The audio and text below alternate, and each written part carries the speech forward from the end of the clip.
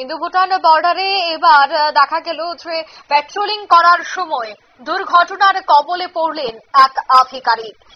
জানা যায় জল ঢাকা নদীর জলে ভেসে গেল এক এসএসবি আধিকারিক। উদ্ধার কাজে এনডিআরএফ টিম।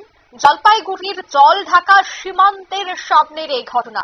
বিস্তারিত সেই বিষয়ে জানবো। টেলিফোন লাইনে যুক্ত হয়ে গেছে উত্তরবঙ্গ থেকে প্রতিনিধি টুপাইহর। টুপাইদা, আমরা সেই ছবি দেখতে পাচ্ছি যেখানে ইন্দো ভুটান বর্ডার রয়েছে, আর সেই বর্ডারে নাকি পেট্রোলিং করার সময় দুর্ঘটনার কবলে পড়েন এসএসবি আধিকারিক। কিন্তু কিভাবে তিনি দুর্ঘটনার কবলে পড়লেন কি জানতে পারছো ঘটনাস্থল থেকে?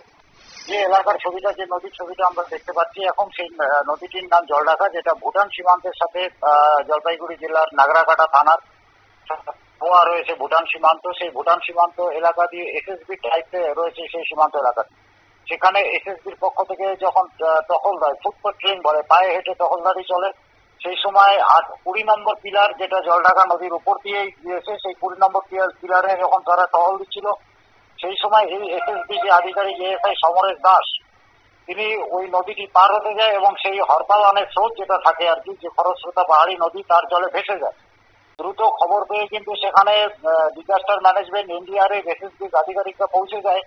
তাকে জীবিত অবস্থাতেই উদ্ধার করা হয়েছিল, কিন্তু দুর্ভাগ্যের বিষয় এখন যেটা আমরা জানতে পারছি যে সেই এসএসবি আধিকারিক সমরেশ দাস, ওনার মৃত্যু হয়েছে।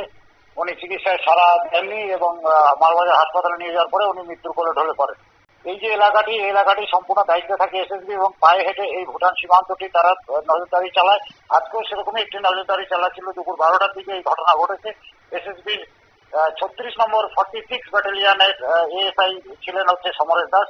এই মুহূর্তে যেটা আমরা খবর পাচ্ছি যে ইতিমধ্যে কিন্তু ওই যে এসএসবি আধিকারিক ছিলেন তার মৃত্যু হয়েছে এবং একটা শোকের আবহাওয়া তৈরি হয়েছে এসএসবি যে 46 ব্যাটালিয়নের ক্যাম্প রয়েছে মালবাজার এবং নাগরাকাটা অঞ্চলে।